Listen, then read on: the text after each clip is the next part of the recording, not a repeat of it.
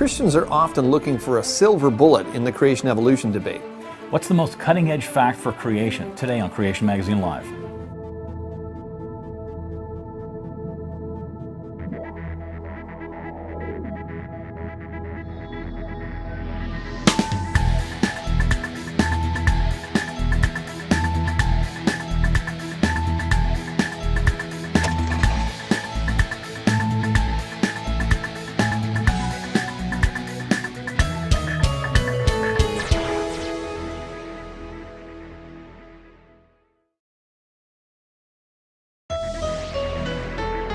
Welcome to Creation Magazine Live. My name's Calvin Smith. And I'm Richard Fangrad. And today we're going to be talking about what's the most cutting edge fact or facts to prove biblical creation. Right.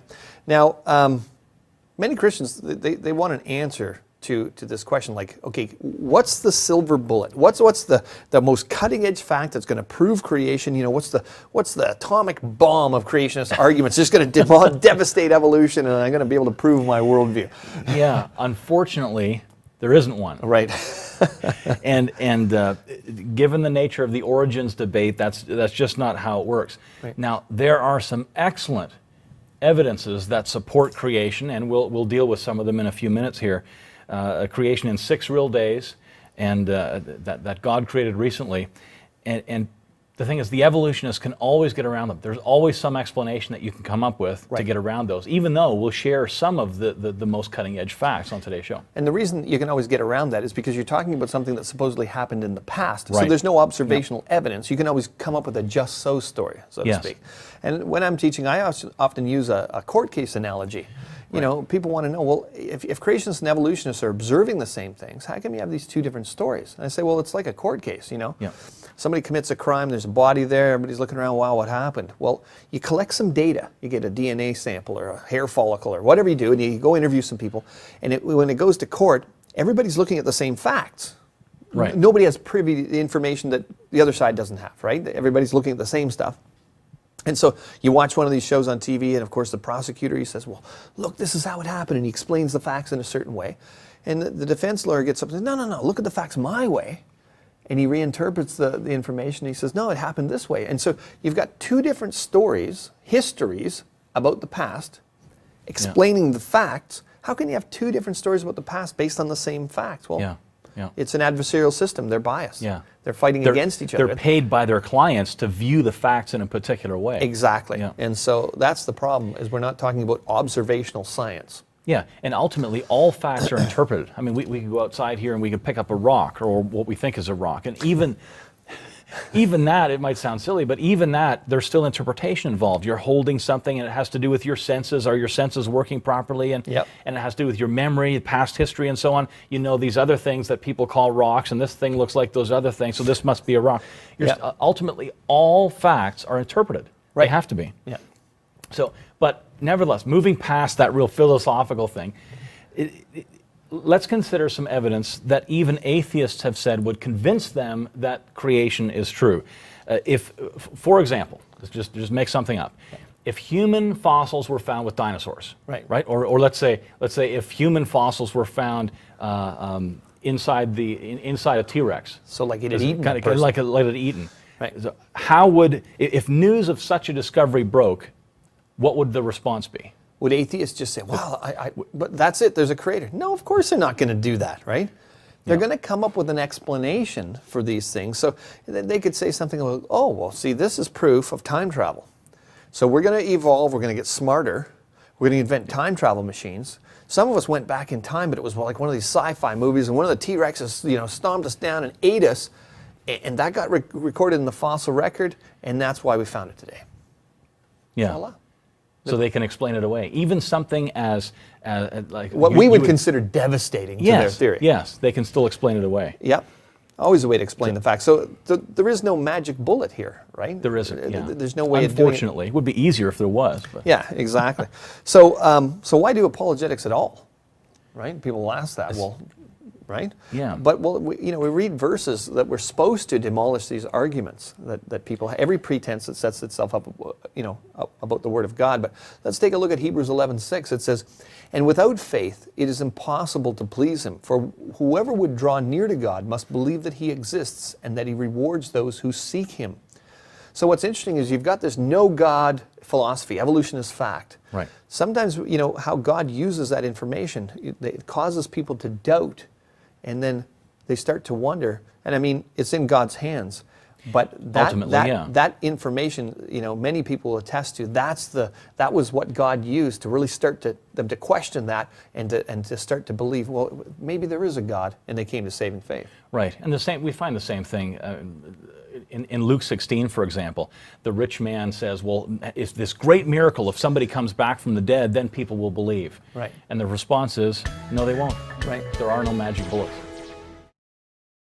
In Job 40, in response to Job's questioning of God's wisdom, God sets out his credentials and challenges Job to answer a 77-question creation science exam. He says to Job, "Brace yourself like a man. I will question you, and you shall answer me." The exam covers the breadth of God's creative power, mentioning the wonders of many animals that we are familiar with, such as the lion, raven, deer, ox and ostrich. Finally, there is Leviathan, a terrifying aquatic creature with an impenetrable hide impervious to harpoons, fearsome teeth, and a back covered in rows of shields. It even has firebrands streaming from its mouth and smoke from its nostrils. Though this may sound mythological to us, Job recognized it as a real creature. Indeed, one candidate from the fossil record is Sarcosuchus, a 12-meter or 40-foot monster with an unusual bulbous cavity at the end of its snout that could conceivably have been used for mixing fire-generating chemicals. To find out more from Creation Ministries International, visit our website, creation.com.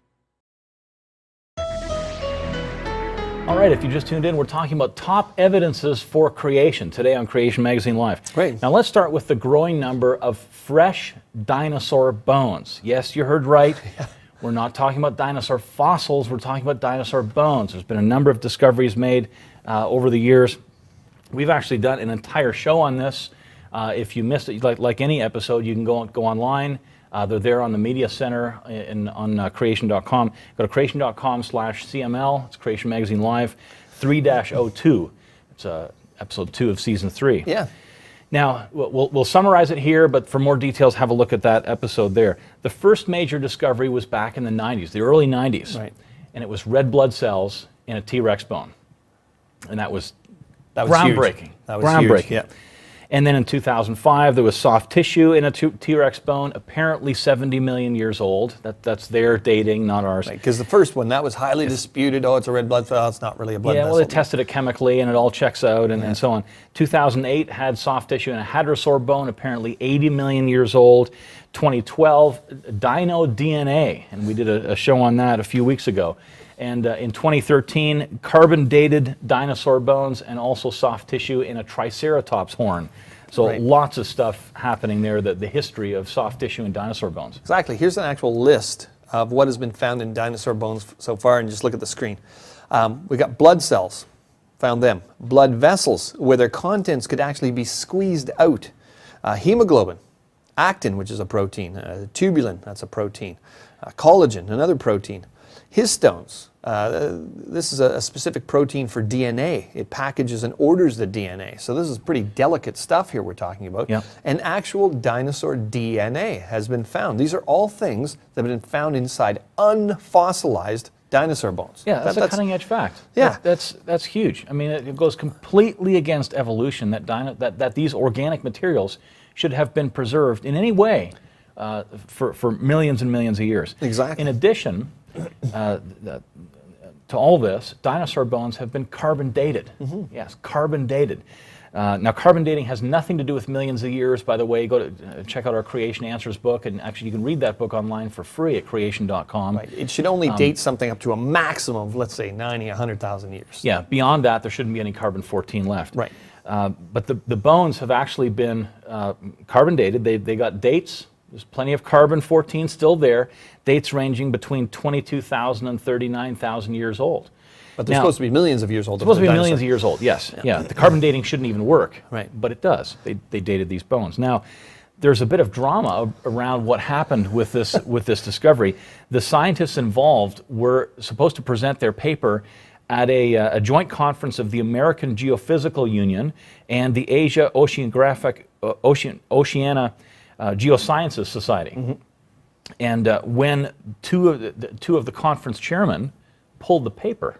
Right. The guy did his presentation, right? The paper was posted, and it got pulled. And they pulled it from the website. Yeah. One of the reports on the conference said this afterwards: the abstract was removed from the conference website by two chairmen because they could not accept the findings. Unwilling to challenge the data openly, they erased the report from public view without a word to the authors. Now, if you want more details on this, go to creation.com/C14-dinos. And you're going to see at the end of the article, it has this list. And you can see this on your screen. Yeah. With links to articles of previous discoveries in unfossilized organic material. So obviously, this stuff can't last for 65 million years. What they're finding here, this is a huge problem. It supports the fact that dinosaurs lived very recently. This is a huge problem for evolution. Right, yeah. There's a principle called Occam's razor, William of Occam and so on. And basically what it is the simplest explanation is the best, or more fanciful definition. Among competing hypotheses, the hypothesis with the fewest assumptions should be selected. Right. Well, what's the simplest explanation here? That it was recent, not millions of years old. Dinosaurs didn't die millions of years ago. Exactly. Yeah, exactly. Now, people have actually attacked us and said, well, you guys are making this stuff up. But we're actually taking this from peer-reviewed evolutionary science journals. Right. And we're not making this stuff up. So. I mean, and we could answer them along the lines of, look, if you don't like this, maybe your worldview has some inaccuracies. Maybe it needs some adjusting. Maybe it needs some adjusting. That's right. Creation Ministries International staff, many from a wide variety of scientific disciplines, have produced thousands of articles now available in a massive online database. Some of the topics covered include the feasibility of Noah's Ark and evidence for a global flood, scientific arguments that explain observations in astronomy within a young Earth timeframe, recent discoveries that support dinosaurs fitting with biblical history, evidence from biology that shows that the type of change that is observed in living things has absolutely nothing to do with evolution. Got questions? Get answers at creation.com. On this week's episode, we're talking about the cutting-edge facts for creation. Right. Evidences that strongly favor creation and are very difficult to explain for evolutionists. Now let's move on. Flood geology. This is another area that is just, to many of us, a hands-down winner for creation. But again, this is a matter of interpretation. Right. You're going to find interpretations out there that, no flood geology, millions of years, and so on. But again, very, very difficult. Grand Canyon, for example. Here are the different interpretations. Either a wee little bit of water, the river down at the bottom there, carved the canyon over eons of time, or a whole lot of water did it in a short period of time. Right. Same data, different interpretations. It's the courtroom analogy all over again. Right. It wasn't that the flood caused the flood laid the layers down, but then, as the continents came up, water rushed off and it just carved a huge valley. That's the way we'd explain that. We've got modern canyons that have formed very quickly. Yes. Right. Here's a canyon that's 1,500 feet long, 120 feet deep. This is the Burlingame Canyon near Walla Walla in Washington. Sounds like an Aussie name, actually. It does. And here's a before and after picture. This is amazing, just the short period of time that this happened. So anyway, for more details on this, go to creation.com/Walla_canyon, and you'll find a neat article on that. Yeah, and that's just an interesting analogy. This canyon, that's still pretty sizable here, this canyon, formed by a lot of water over a very short period of time. Right. And a good analogy for Grand Canyon. The runoff from the flood, there's a great deal of support for the Grand Canyon being eroded by a lot of water, not the other scenario.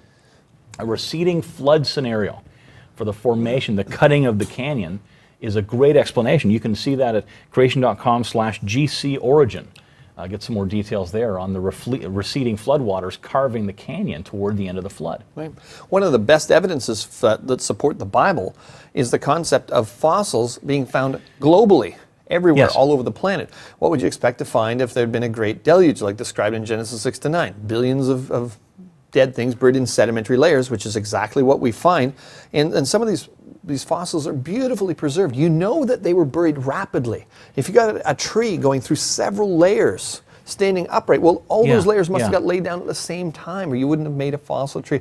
Fossils themselves are great proof that of what the Bible says, there was a great flood.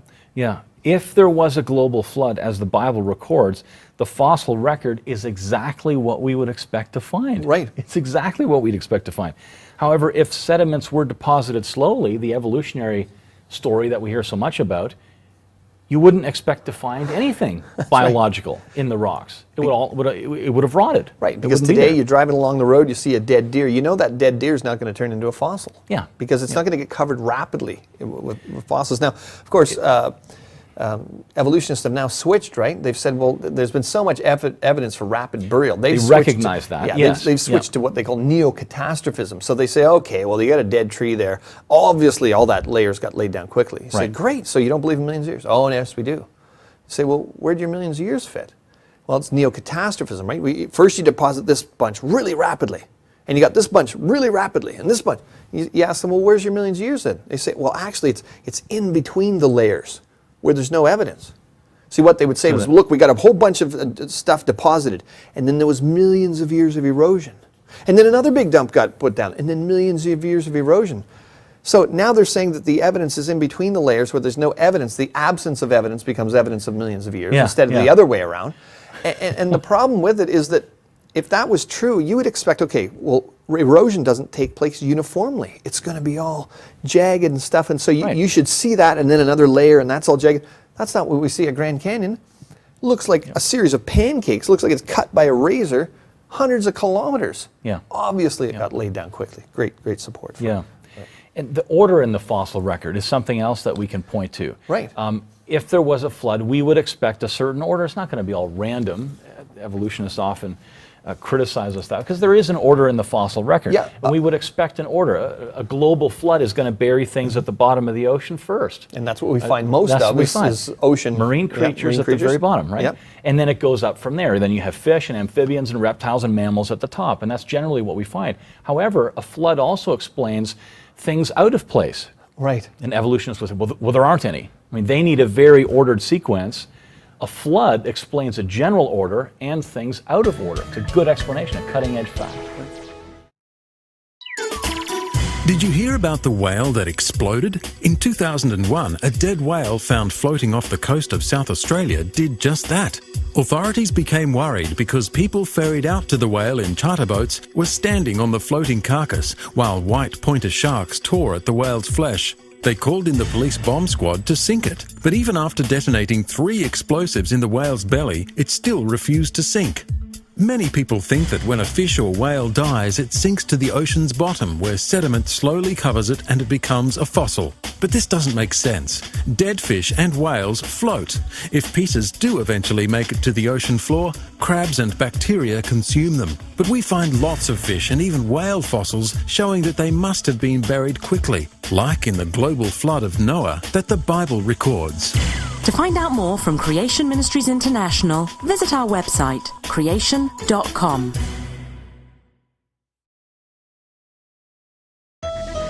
Well, today our topic is cutting-edge facts, or evidences for creation, and another massive problem for evolution is mutations in humans. Now, mutations are often seen as the savior for evolution. They're supposed to mutate us and evolve us. If you're a fan of the X-Men movies and comic books, that's right. Mutations are good. The problem is the mutation isn't good, and each new generation of humans obviously begins with more mutations than the last generation, right? And this is a massive problem for evolution. You might think it's good, but it's not, and it actually powerfully supports creation. Now, in Dr. John Sanford's book, Genetic Entropy and the Mystery of the Genome, he actually summarizes what leading evolutionary human population geneticists find in their research, and we highly recommend this book. It's actually really not a fun book if you're not a Christian, because what it shows is that within another 200 years, max, our genetics are going to crash to the point where it's just not pretty. But anyway, we know the story's a little different, but if you read the Bible. But anyway, we've talked about this before. You can go to creation.com/CML2-03. That's Creation Magazine Live Season 2 episode 3, some great information in that one about what we're talking about. We're just summarizing right now. Yeah, and we'll summarize right here. Here are some of the key points.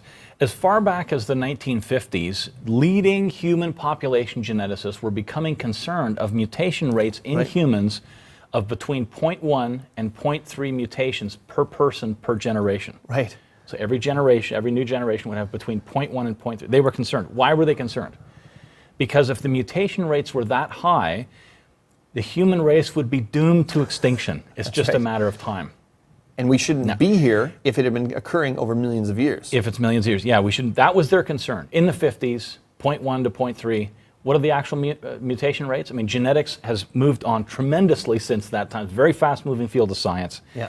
What are the mutation rates? The latest data suggests not 0.1 or 0.3 or 1 or 2, but 60. 60 mutations per person per generation. What would that look like?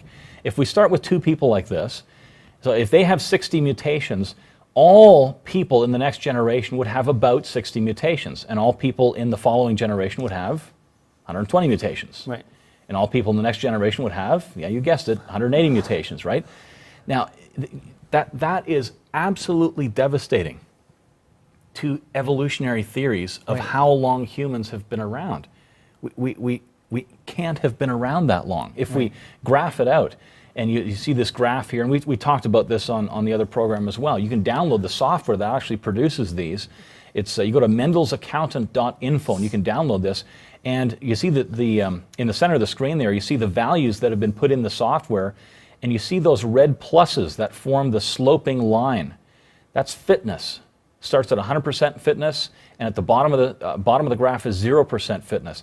When that red line reaches 0, we don't have enough fitness to survive and to live and to carry on. We're extinct. It's an extinction event. You know, a way to get people to understand this is I say, look, if you took the Encyclopedia Britannica as an analogy for the human genome, you put it on a computer and you introduced random mutations, random spelling mistakes, and you just let that thing fly.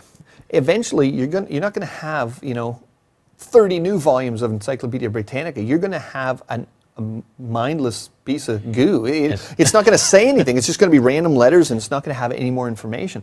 That's exactly what's happening to the human genome. Right. And even if evolutionists want to say, well, yeah, but beneficial mutations, even by their own standards, there isn't enough beneficial mutations to overcome all the deleterious ones, right? Right. That are deleting information. So, of course, the most natural interpretation is humans have not been evolving for millions of years. Otherwise, we wouldn't be here. We'd be extinct. We'd be extinct already. And this is a huge problem. And currently, they don't have an answer. Yeah, they don't have an answer. They don't have explanation for this. this. It's a cutting edge. It's one of those. It's similar to a magic bullet because they don't have an answer yet. Yeah. But they'll come up with something. Okay. Yeah. Eventually. For sure. Yeah. But is it okay? Let's turn the card around. And is it a problem from our perspective? Absolutely not. It fits exactly what the scripture says, that in the beginning we started as perfect. And it wasn't that long ago. Right. Yeah. And then we've fallen, and see, the fall wasn't just a spiritual thing. It's not just a philosophical thing. Yeah, Romans 8, it affects the whole creation. The entire creation groans and travails and is wearing out like a garment. Well, that's exactly what's happening to our genetics as well. Yeah. So it fits perfectly with what the scripture says. So, not a problem for us to explain it all. Huge problem, huge cutting-edge problem for evolutionists. That's right. And we'll be back. Richard Fangrad and Calvin Smith also host a fast-paced and informal internet-based video program called Genesis Unleashed. These faith-building teaching videos feature responses to news articles, summaries of articles on creation.com, interviews, and answers to some of the most asked questions about the creation-evolution issue and the most attacked book of the Bible, Genesis. Visit creation.com's media center to view or subscribe to the latest video content. Welcome back to Creation Magazine Live. Here we're in the feedback segment, and this is kind of a different type of feedback because people will often write in and kind of give us their testimony about what they experienced and their journey. And of course, this feedback, this actually became an article on the website, and it was entitled "Amazed to Discover Evidence for Creation." Yeah, this is David Spannenberg, and he writes about his experiences, and we thought this was that you could probably relate to this, that you or people you may know can maybe relate to David's story here. He grew up as an evolutionist. He was taught that in school, yada, yada, yada. We all know the story. We have all been taught that. And he says further in his article, he says, "It wasn't until I was about 28 years old that I first heard any mention that there was evidence to back up creation and a young earth. It hadn't occurred to me that there was a problem with believing in millions of years of evolution. But then I heard a testimony of a man from my church I was involved in. He was brought up in the church, went to Newcastle University, this is in Australia, Right. to do a science degree, lost his faith in God and the Bible as a result of evolutionary teaching." Right. That's popular nowadays. Yep. And majored in evolutionary studies himself. But then someone challenged him with the evidence of biblical creation to the point where he became a Christian. So just remarkable. Now he incorporates creation science into his class instruction as a science teacher in a Christian school in Australia. So David is referencing this guy here. That's right. And that's such a common, like, that's Right. Like we hear that all over the place. Right. We both go out and speak, and there's other speakers around the world. 7 offices we have right now around the world, and speakers go out and speak, and we hear this all the time. Parents come up to us afterwards, and they say, "You know, we tried our best with little Johnny or with little Susie, and they went off to university. Now they don't want to come to church anymore. They're not interested. They're toying with atheism, et cetera, et cetera." Yep, that's right. And just how powerful those evidences are. Yeah. Because, you know, getting back to the whole topic of the show today, okay, if atheists can always explain the evidence according to their worldview, then what's the purpose of apologetics? Well, the fact is some people harden their hearts. The Bible's very clear about that, right? Yes. You read the book of Romans, it's very chilling in a sense that God says that some people, even though they knew God, at one point, the evidence for him was clear, plain to see by everybody. There's no excuse for anyone not to believe in the Creator God, which, by the way, isn't enough for salvation. Right, That it's enough only to condemn you. It's enough to condemn you. You know there's a God that you're responsible to, but That's right. not enough to save you. But some people just keep forcing the knowledge of God away from them to the point where they can actually confess and say, "I don't believe there's a God." Yeah. Right? And so the evidences are important because some people, they don't harden their heart, and God uses these evidences and In examples like David here, it's just a Exactly. wonderful example. I loved one of the comments he said. From him, I found out about Creation Magazine. He was talking about the testimony of the fellow he'd seen. He found out about Creation Magazine, started to receive my own copies, and this is his own words. "Initially, I was really ticked off with what I was reading, not because it was bad, but because it was good. Why hadn't I been taught anything about this evidence for creation over the last 30 years of church attendance?" He's like, "Well, where's this gem been?" And we've heard that before. Exactly. There's other testimonies as well. People are, I remember someone years ago coming up to me, a young person, coming up to me, angry. Right. Is, "Why haven't I been taught this before?" I thought, oh, here we go. You thought he was mad at you. You know, yeah. And he was steaming it. "Why haven't I been taught this before?" He was upset at his church leaders, Right. and other teachers in his life. You know, the guy's a Christian, but I've never heard this before. And that's what we want to do at Creation Ministries, is get this information out there as much as possible. Go to creation.com.